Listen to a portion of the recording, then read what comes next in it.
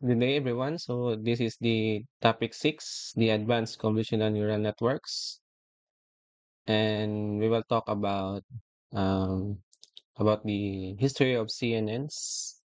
Basically, this is a very high level outline. So, well, let's proceed with the CNN history. Hmm.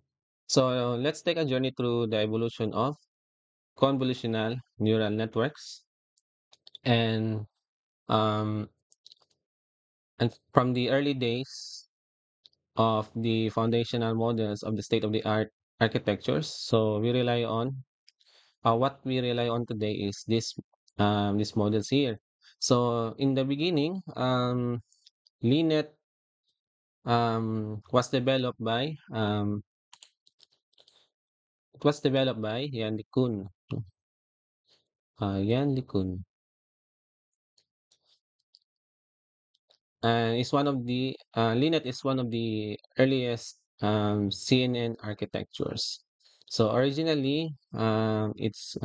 originally used for the handwritten recognition, handwritten digit recognition, or the MNIST dataset that we already use in our activities.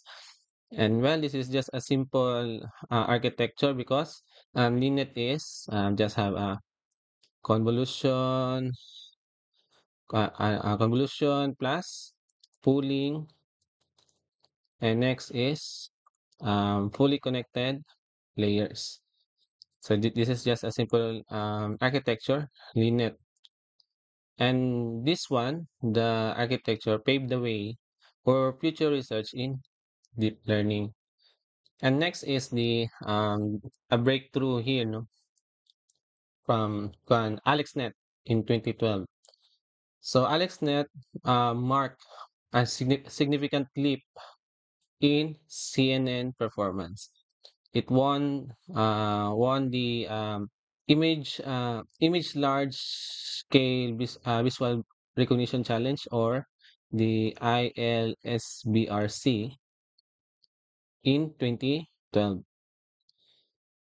And well, according to them, deeper and more complex. The AlexNet was deeper and more complex than LeanNet, using or they utilizing the ReLU in this case, and dropout. So they utilize the use of dropout here for the regularization. And it sparked a resurgence of interest in deep learning. Next is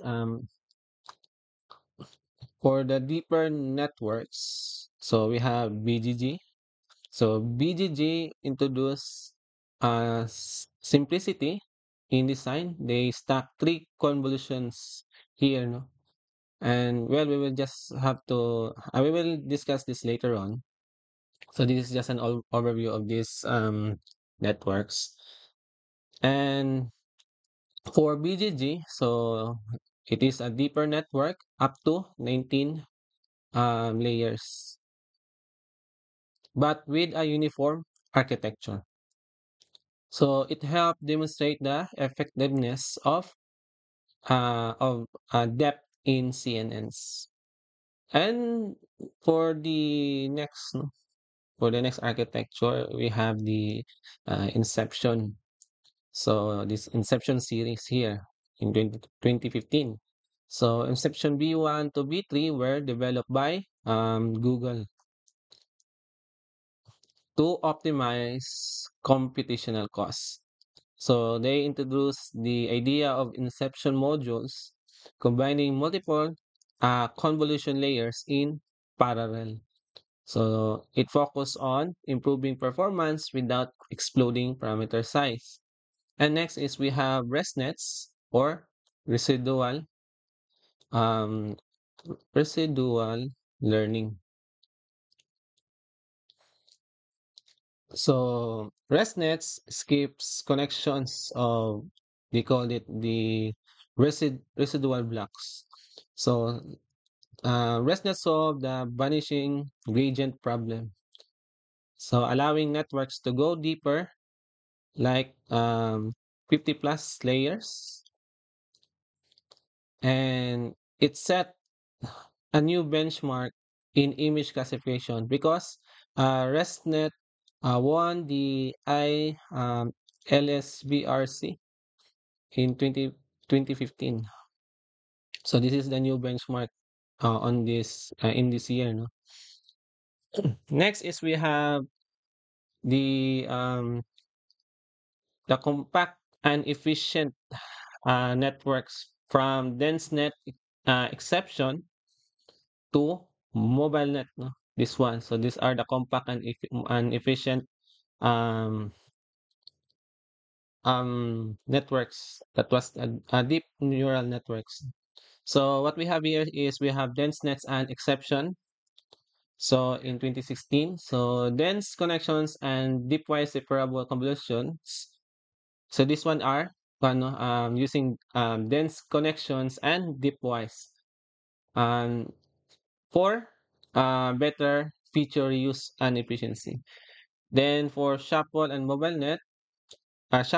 MobileNet. So this one is designed for mobile phones or embedded systems. So balancing performance with lower computations. And well, this one is lightweight, no? Mga lightweight. Um, these are just so lightweight models for faster inference. So well, this is the key for real-time apps, no? So uh, if you want to use your convolutional or your CNNs, you want to use for classification tasks using mobile phones. So you can use the MobileNet or ShuffleNet in this case. Then next is the ResNext, and what we have here is, and we have Inception before. No? So the combined strengths of the Inception modules here, Inception B1 to B3, and it combines also the ResNet, no? The residual net connection. So we have here is this is one is an hybrid model. So they combine models, no, to have this kind of efficiency for strong accuracy and optimizing speed. So this one is Inception ResNet B2. So this is the hybrid model of Inception and ResNet. And next is we have ResNext and MobileNet B2. So ResNext introduce group convolutions for more efficiency. And next is MobileNet is use inverted residuals and a linear bottleneck for further enhanced mobile pa rin to, no? Uh, mobile performance. Okay? So for this one, no, for this in this slide, so the evolution of CNNs shows a clear trend that deeper and more efficient, the deeper the network, well, that is more efficient and more uh, great has or give us a greater or strong accuracy. And advances of, well, as you can see, driven by a balance of accuracy, speed, and scalability, really, this means that the deeper the model, it gives us the more accuracy, and speed. So as you can see, the models here are evolved by means of these metrics. So regarding to accuracy, speed, and scalability. And these modern CNNs are the foundation or the foundational in AI fields like vision, medical imaging, robotics, and more. Okay. Okay, let me remove this one. Okay, next is we have Linet. So and this is just the an overview of LINET. So LINET was one of the earliest convolutional neural networks that laid the foundation for modern deep learning models in image recognition. And LINET was introduced in 1995 by Yan LeCun, who is often considered one of the fathers of deep learning. So this was a time when neural networks were still being explored in academic circles and hadn't yet become mainstream. So the model was developed specifically for recognizing handwritten digits, like those used by the US Postal Service for reading zip codes. So yes, this is where the uh, MNIST dataset comes in. So MNIST is essentially a clean-up version of those handwritten digit datasets, and it's been a benchmark in machine learning for decades. Okay, so in this slide here, so this is the actual examples of the US postal zip codes. So these are exactly the kind of images that LINET was trained to recognize. So it's a great visual to help us understand what digit recognition looks like in real world scenarios. Okay, so even though LINET is now considered a relatively simple architecture compared to modern CNNs like ResNets or EfficientNet. So its structure, convolution, we have, let me write it here. The design for LINET is we have convolution plus pooling, then activation functions, then let's say FC. So the trend is just like that. Became the this one is became the blueprint, no? The bru the blueprint for everything that followed by the modern, no? So this is the master or blueprint beginning of the development of the modern CNNs. Okay, so okay, next would be let me remove this one. Okay, okay, so for the LINET architecture, um, which one is the earliest convolutional neural network? Okay, so the input to the network is at 32 by 32 grayscale image. So the first convolutional layer applies six filters of a size of 5 by 5 with a stride of 1 and no padding, resulting six feature maps of a size of 28 by 28. So this followed with by a subsampling layer, basically a max pooling operation with a 2 by 2 kernel and a stride of 2, reducing each feature map to 14 by 14. So next is the second convolutional layer applies 16 filters again with 5 by 5 in size, producing feature maps of size of 10 by 10. So another max pooling here, max pooling operation reduces 5 by 5. And since there are 16 maps, so we get 5 by 5 by 16 output. So which is then flattened and then so flatten and 4 and it is passed through uh to this two fully connected layers. So first with 120 neurons, then 84 neurons before reaching the final output layer with 10 neurons corresponding to 10-digit classes. So despite of its simplicity, so LeanNet can achieve around 99.3% accuracy on MNIST, which is, well, it is pretty impressive. Okay, so here we see a visual animation of LeanNet in action. So this is an original demo from AT&T.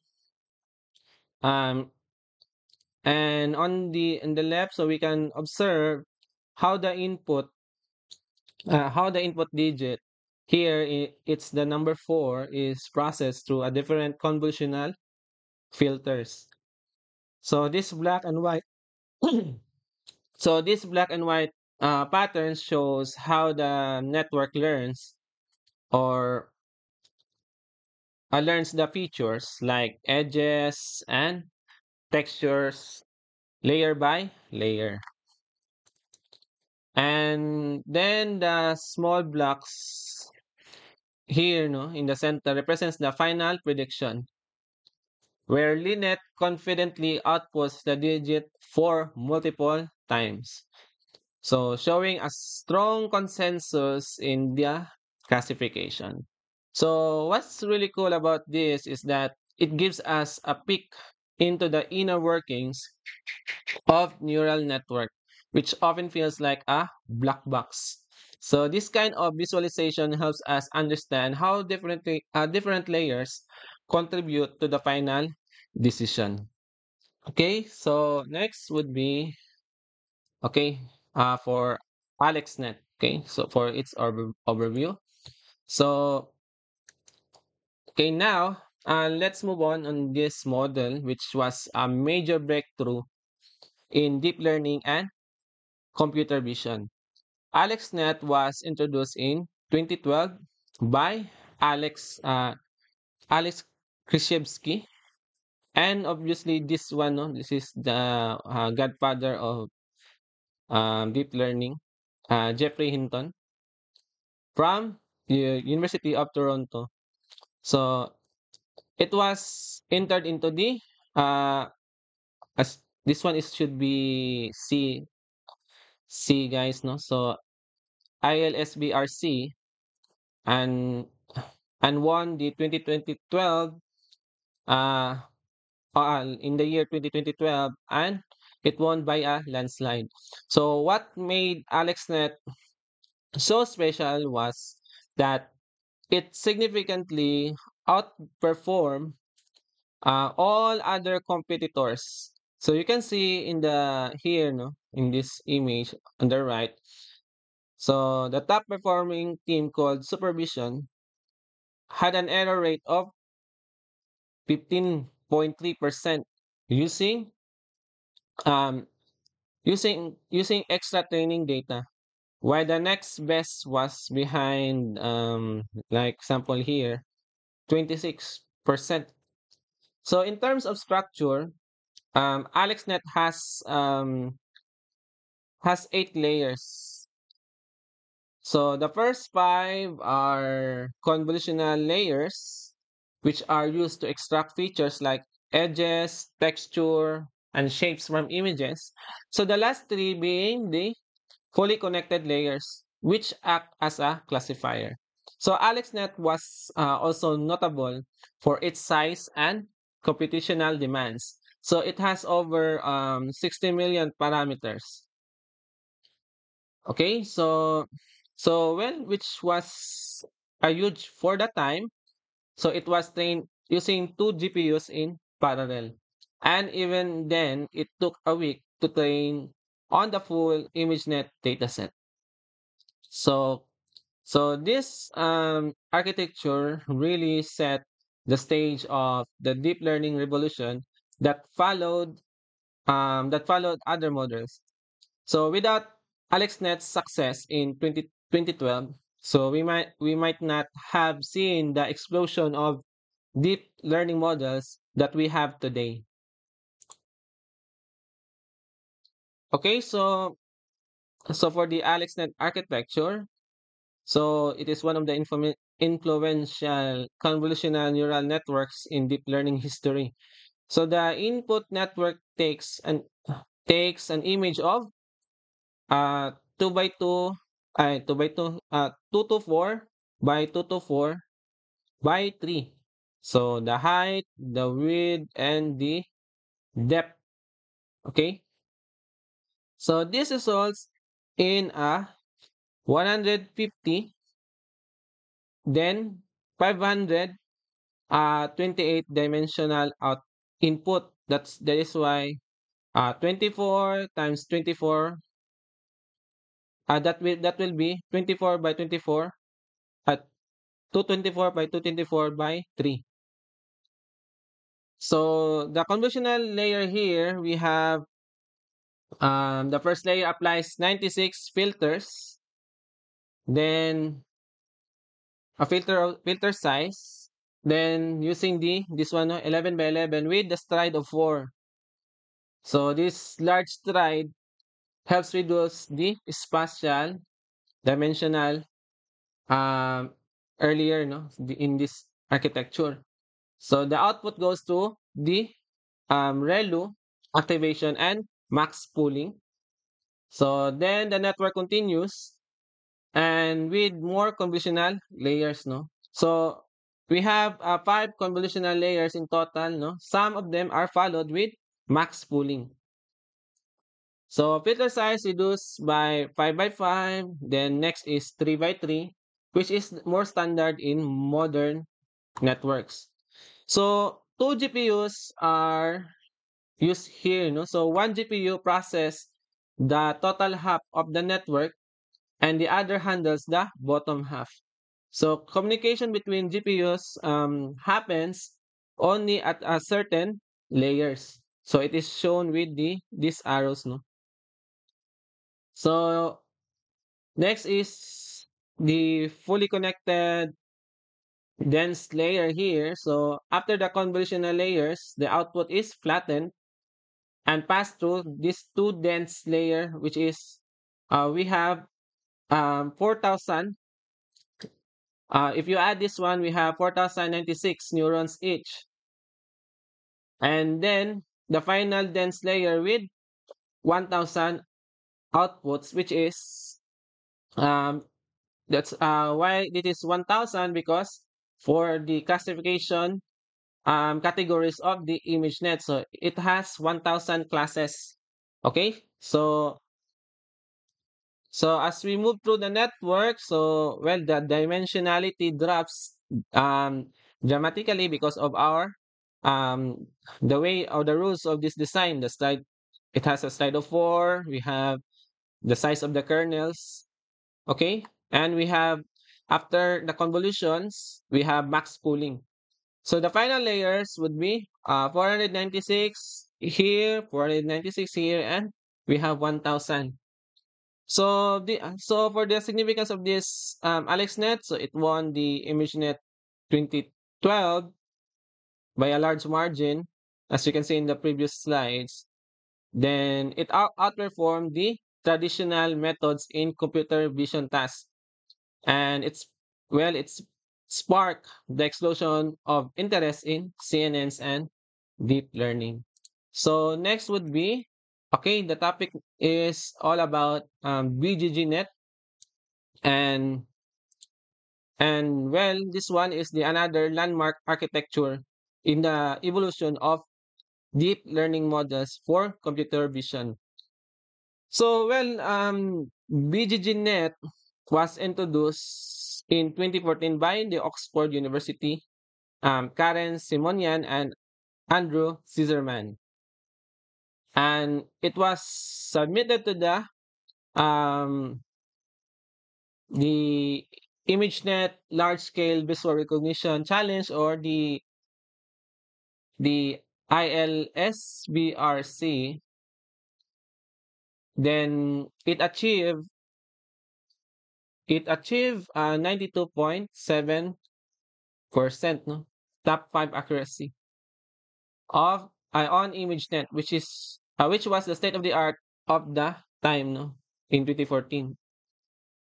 And the architecture for simplicity here. So what made BGG Net stands out was its simplicity and uniformity. So it used very small convolutional filters, no? So it used 3 by 3 convolutional filters throughout the network. And each convolution is followed by a ReLU. And next is, after few convolutions, it performs max pooling. And next would be, well, no, when you say max pooling, it reduces the spatial size. And despite its simplicity, so it was deep and very effective. So there are two main variants of BGGNet. So we have BGG16. So it has 13 convolutional layers plus 3 fully connected layers. And BGG19 has 16 convolutional layers with 3 fully connected layers. So all models have 3 fully connected layers at the end, which um, with the last one being the softmax. Softmax classifier for 1000 classes. So when you can see the diagram, the input is 2 by 2, 2 by 2, 2 to 4 by 2 to 4 by 3. Then gradually reduces to this one, no? We have 112 by 112 by 128. So we have next would be it reduces to 56 by 56, then 28 by 28, 14 by 14, 7 by 7. So now this is the max pooling area. Then ends with uh 4096 units in the fully connected layers, then to the 1000 units of max output. Okay, so the depth increases by 64, then 128, then 256, 512. So it deepens the network, no, by the number of filters. And while the spatial dimensions decreases. Okay? So let me remove this one. Okay. Okay, for BGGNet, BGGNet help the community realize that the deeper the network really matters. So more layers, more often means better performance. So its uniform design also influence future networks like the ResNets and the efficient net.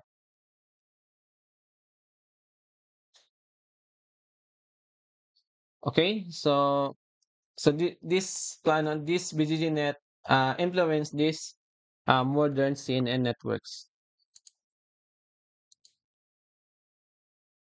Okay, so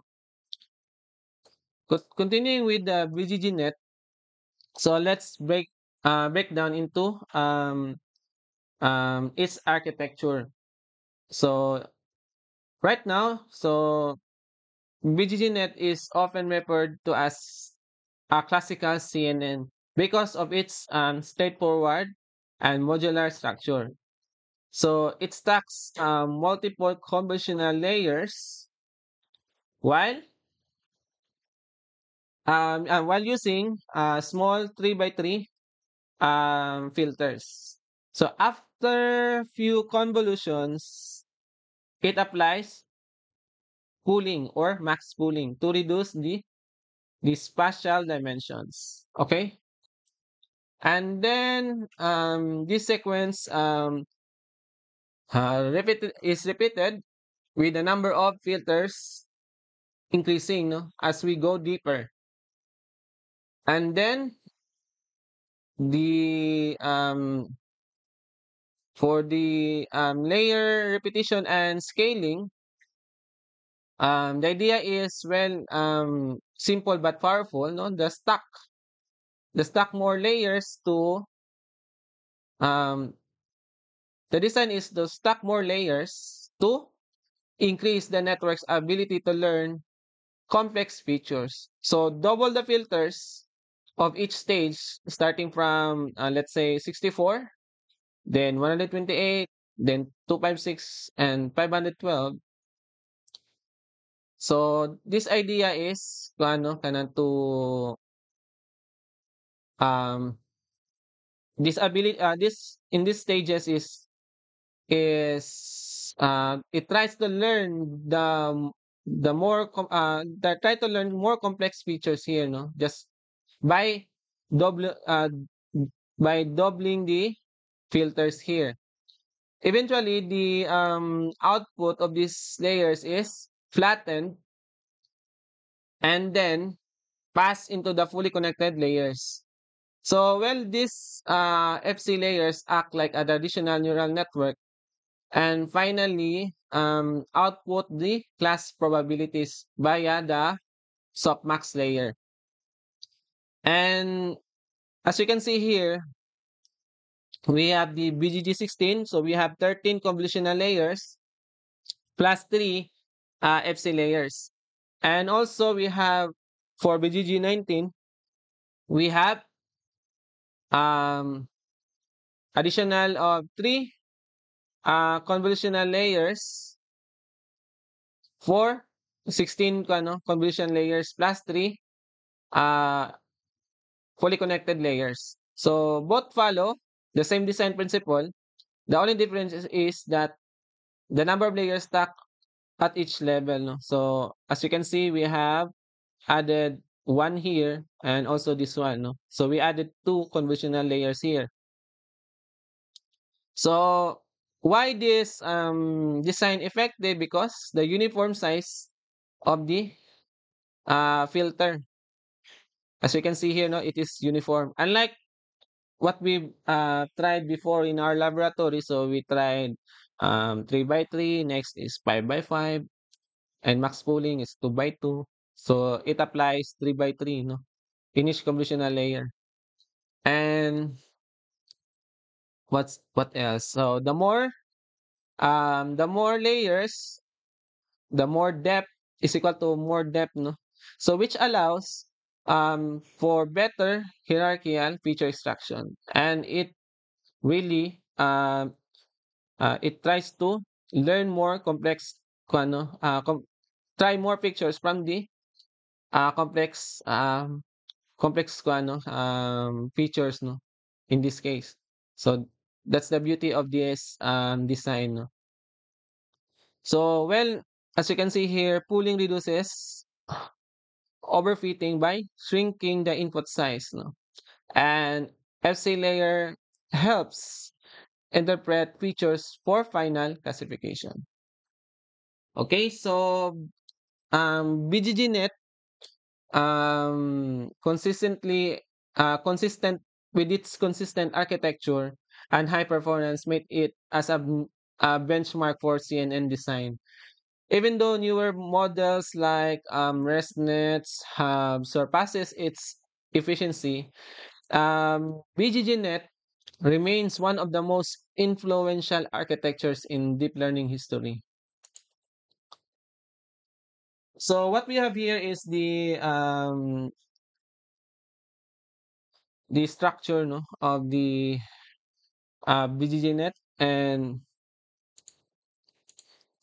BGGNet, by the way, is stands for um, Visual Geometry Group Networks, or BGGNet. Okay, and what we have here is okay. So well, this table outlines different versions of BGGNet. So labeled from A to E. So A and this one, so this one, no, the A and A dash LRN have 11 weights. B has 13, C has 16, though this one is well, C has 13 with added local response LRN. That's why they added 3 for this one, no?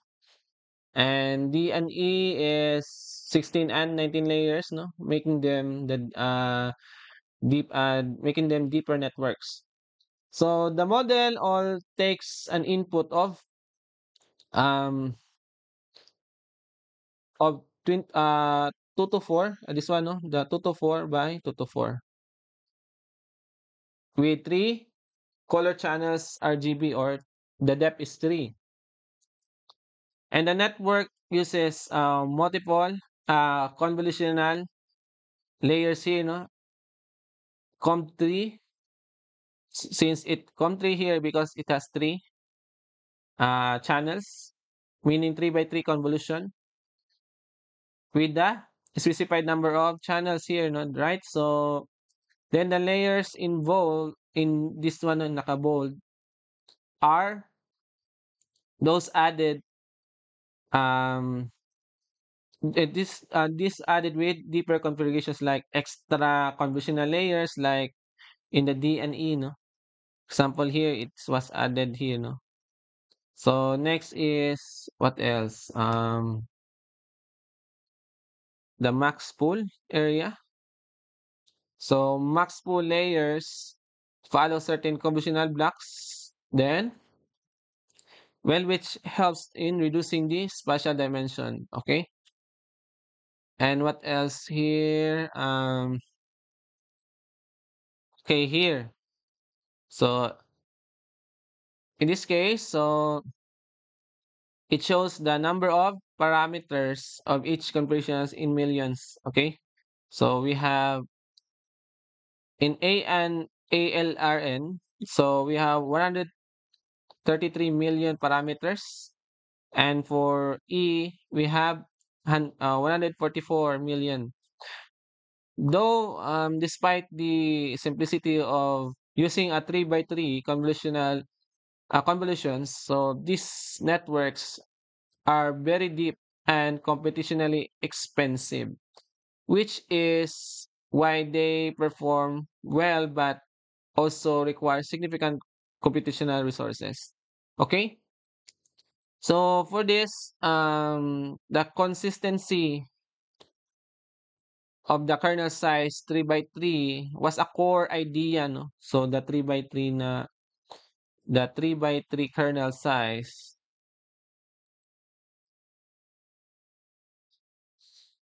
was a core idea in BGGNet, the simplifying the design while still being powerful. So deeper networks like this one, no, the D and E, generally perform better, but at the cost of higher computational demands. So BGGNet became a foundation for later architectures and is often used as a backbone in transfer learning applications. Okay, so let me remove this one. Okay, next is MobileNet, and MobileNet is a convolutional neural network architecture developed by Google in 2017. So it was designed with one major goal in mind for efficiency.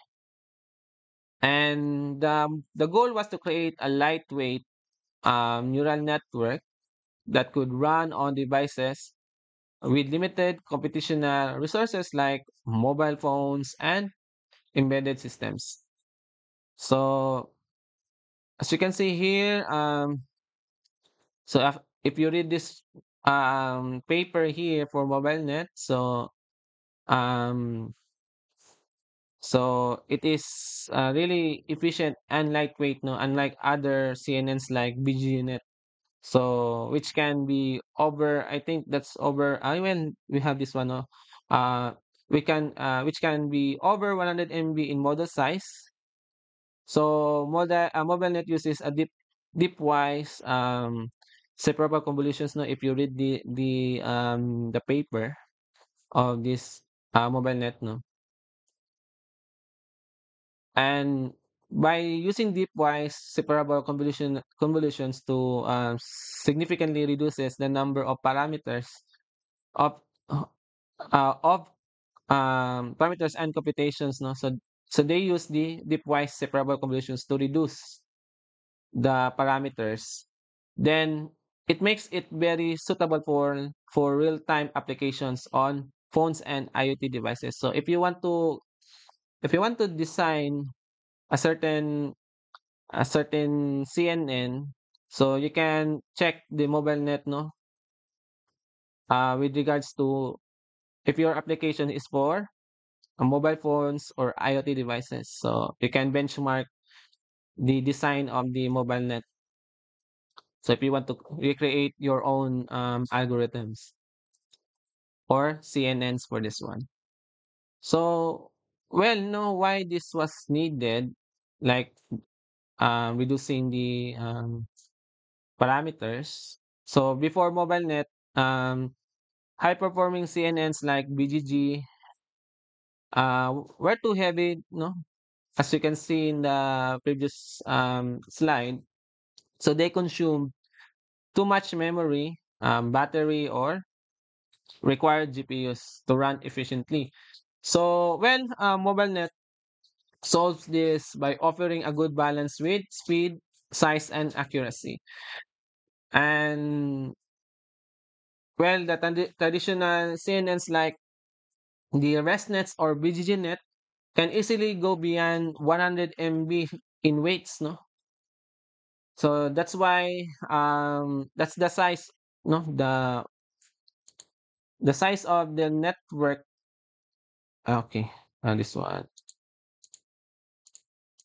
The size of the network of the size of the network is of BGG and ResNets is beyond 100 MB. So that's a really a greater size, no? So that's why they aren't ideal for or they aren't ideal for devices with storage and processing constraints, no? So that's why it's not suitable for mobile devices.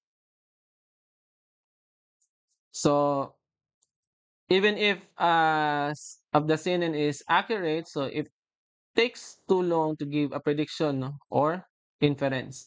So it won't be practical in real world applications, no, if the inference is it takes too long to predict, no. So that's why they design MobileNet to reduce the inference time. So allowing faster predictions even on CPU.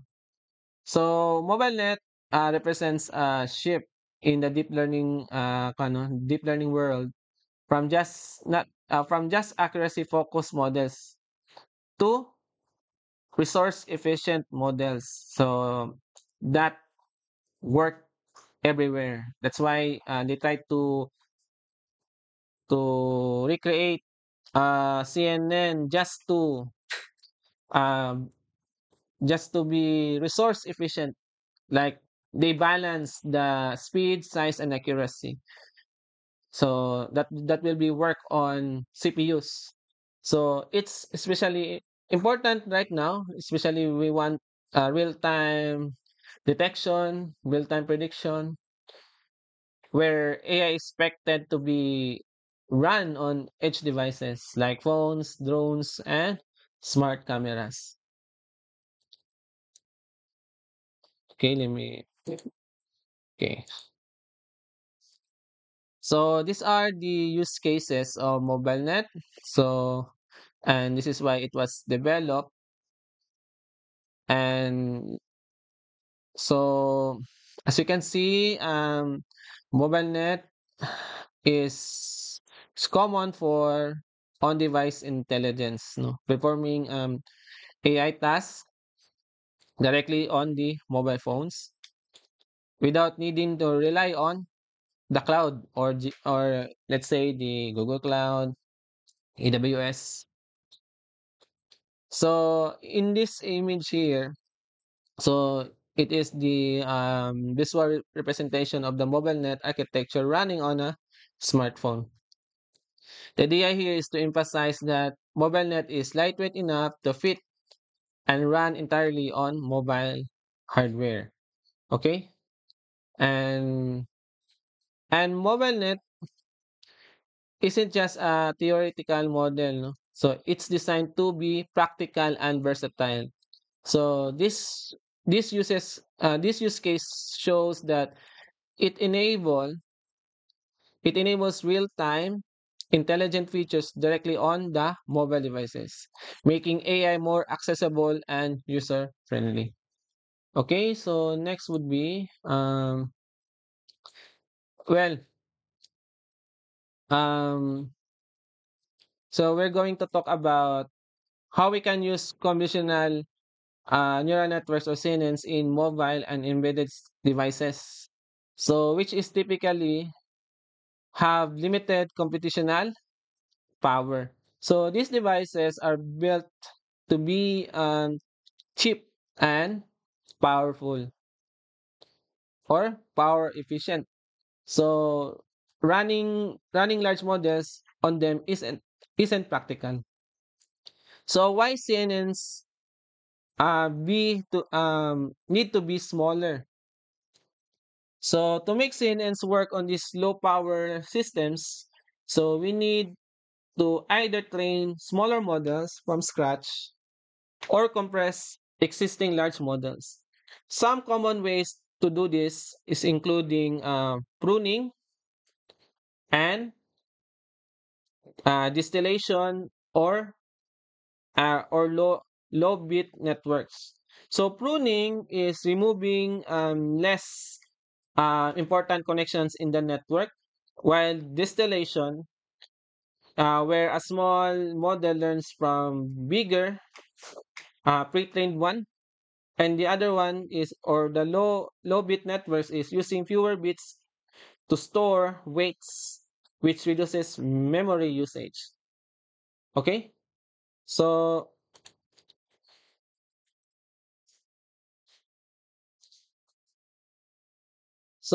okay, and let me go back. Okay, so as you can see in our recent uh, recent discussion with MobileNet, so MobileNet is a solution for this issue with low computational power. No, so a great example here is the CNN designed for mobile devices is the MobileNet. Why? Because it's fast, lightweight, and accurate enough for real world applications. So MobileNet um, achieve achieved it by using these methods, no, deploy separable convolutions and the two hyperparameters. So in this deploy separable convolutions, so this breaks the standard convolution into two simpler steps, drastically reducing the number of computations. And these two hyperparameters, so they using the what you call this the okay, so they use the um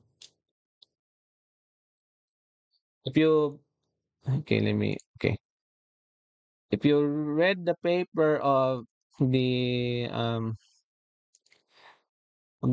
mobile net, so they use the with multiplier and resolution multiplier. With multiplier, it controls how wide the network is, and the resolution multiplier reduces the input image size, saving more computations. So to sum up, making CNNs work on mobile devices isn't just about shrinking them, no? It's about being smart with architecture and design choices. So MobileNet is just one example of how we can do that effectively. Okay? So let's move on to the next section. Okay. Okay, so right now, I will present to you the convolution operations in regular CNNs. So as we check on this slide, so we're looking at how a standard convolution operation works in a typical CNN and just how computationally expensive it can be. So as you can see, we start with a 12 by 12 by 3 input image, which could represent a small RGB image with 3 by 3 channels. Then we apply convolutional filter. What we have here is a 5 by 5 by 3 kernel. This means the filter will slide across the image looking for a small chunks 5 by 5 pixels at a time and works across all three color channels because we have three the depth is 3 here, right? So we have three color channels, the RGB. So this convolution produces a small feature map size of 8 by 8 by 1. So that reduction comes from the fact that we didn't use any padding and use only a stride of 1. So for every position, the kernel starts over. So it performs um, 5 by 5 by 3, 755 times. Then next would be what else? So it will give us what else? 755 times. Well, let me calculate it. Is it really? Let me check. Okay. So 5, 12 times 12 times 3. 400. Okay, and we have, let me check again. 5 times 5 times. Okay, so so what we have right now is we have, if we times this one, 5 times 5 times 3 is we have 75. Then we have how many operations we get here. Let's say, okay, we have 64 operations, so let's times it with 64. Okay, then afterwards, how many? Okay, we just like to check this one. So okay, so uh, we have we have 75 here. Okay, this one times 64, and if we had, okay, if okay, it's just an assumption. If we had as 120 filters in ends up being, let's say it ends up with 128. So times, oh no, times 128. Okay, so we have 614 614,400, no, um filters in this case, or this case, no, we have in this case we have this output here. Okay, and what else? So this is the number of operations in just this one. Is this just one convolutional layer? So we have 614,400 operations. So that's really very big, ano. And this will be a computational expensive. So to wrap this one, so in this example, shows that computational cost on a regular convolutional in this regular convolution helps us understand why optimization is necessary for resource constrained environments like mobile phones or embedded devices. Because as you can see here, we have 614,400 operations just for one convolutional layer.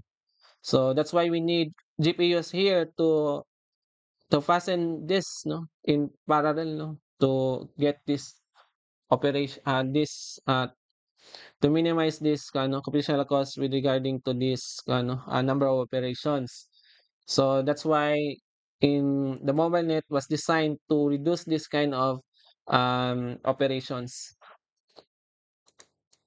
Okay, next would be this is what the mobile net use, no, the deepwise convolution. So far we've seen how standard convolutions are computationally heavy. So now let's take a look at how we can significantly reduce the cost using the um, deepwise convolutions, no, or deepwise separable convolutions. So what we have here is we start again with a 12 by 12 by 3 image, but instead of applying a full um like what we have here, a full 3D convolutional filter over a whole input. So we use three separate filters of size, no, 5 by 5 by 5 by 1. So if you recall last time yeah, that if you try computed three filters manually and you try to convolve, no, this is what we did last time, no. So as you can see, instead of the previous section, right, recently, we apply full 3D convolutional filter over the whole input like this one. This is a 3D convolutional filter. So we use three separate filters the size of 5 by 5 by 1 for of each channel. So each filter process only one channel at a time. So this is called dipwise convolution. And so the result is an intermediate output of 8 by 8 by 3. So then to combine the information um across channels, so we apply what's called the point wise convolution. So this is the 1 by 1 by 3 filter across the depth dimension. So it's this lets us build back a representation to us similar to what we get from a standard convolutional layer. So we get 1 by 1, then we have, and well this is we get 1 by 1, and then and then 1 by 1 operation 64 times to simulate having a 64 filters just in our earlier example. So the result would be 8 by 8 by 1 output. So as you can see, if you want to multiply this one in 64 times, so what we have here is we have 5 by 5 by 3 times 64. We have 75 times 64 here. We have 4,800 operations. Then we have 3 by 4 at 3 by 64 times 128. So this will be the number of layers.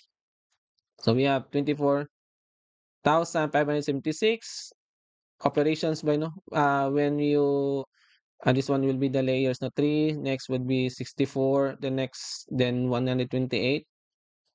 So roughly it produces 29. If you added those operations from the number of this one, no,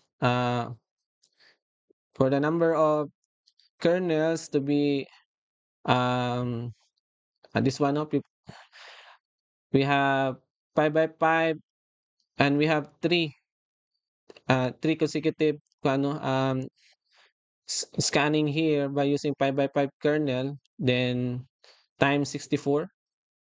So we have 4,800 operations from the getting the data of each ano, getting the values here for each layers. So we have 4,800 operations, and if for the depth 3, next is 64, then 128.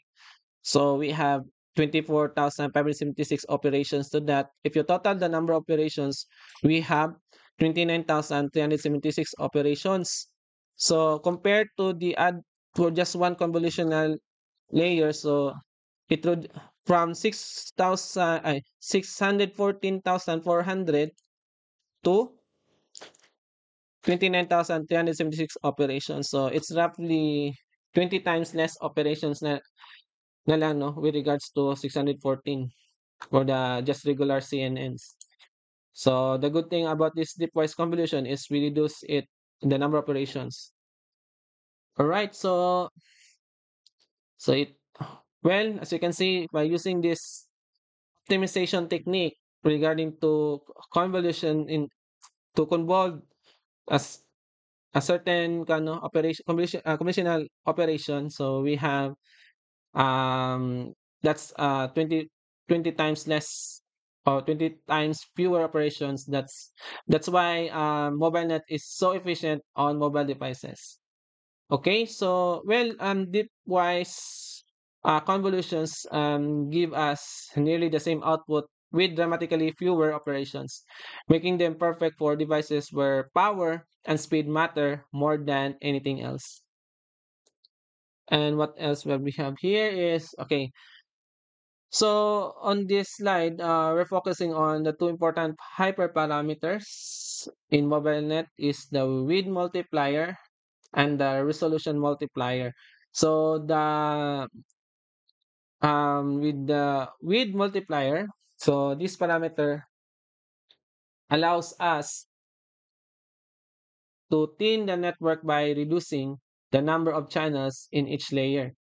So instead of processing the full width of the feature maps, so the model processes fewer channels, which directly reduces the number of parameters and computations. So think of like slimming down the neural network without changing its overall depth.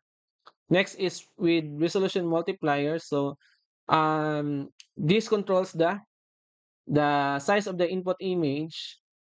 A lower input resolution means that the model has less data to process at every layer.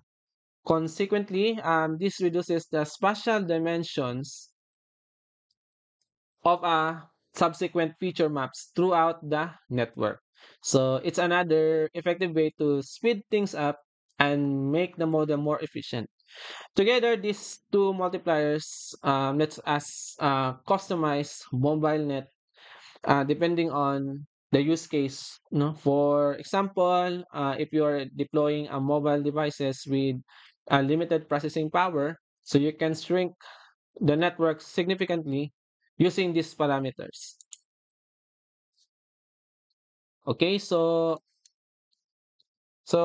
in this slide, we're diving deeper into how the two hyperparameters work. So we using the uh, width multiplier and the resolution multiplier.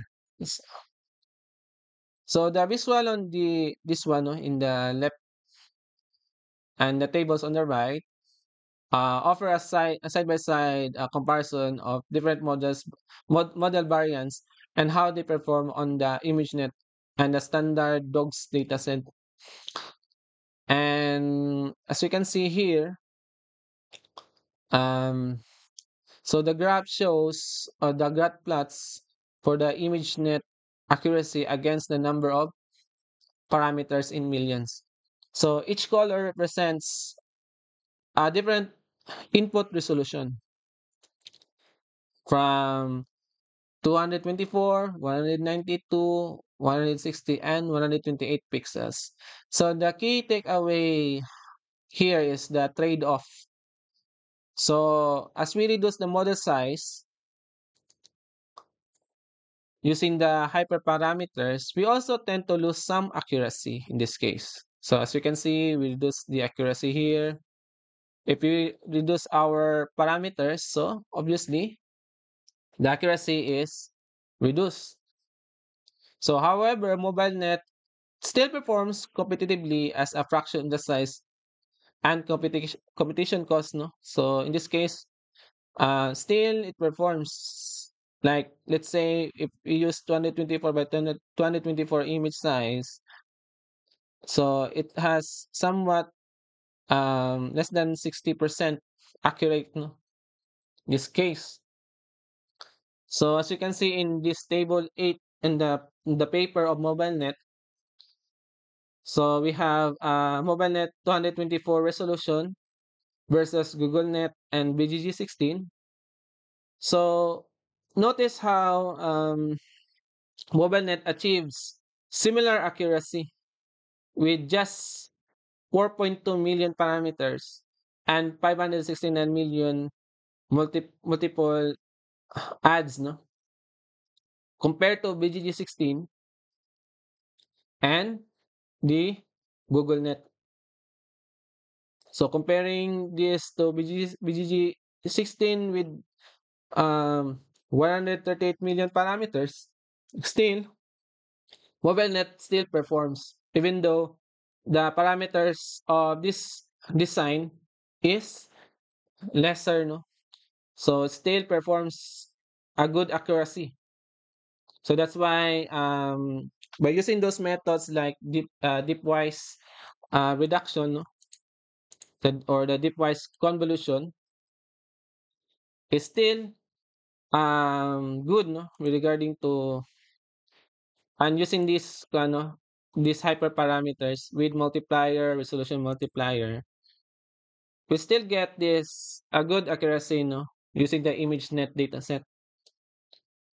And next would be the table 9.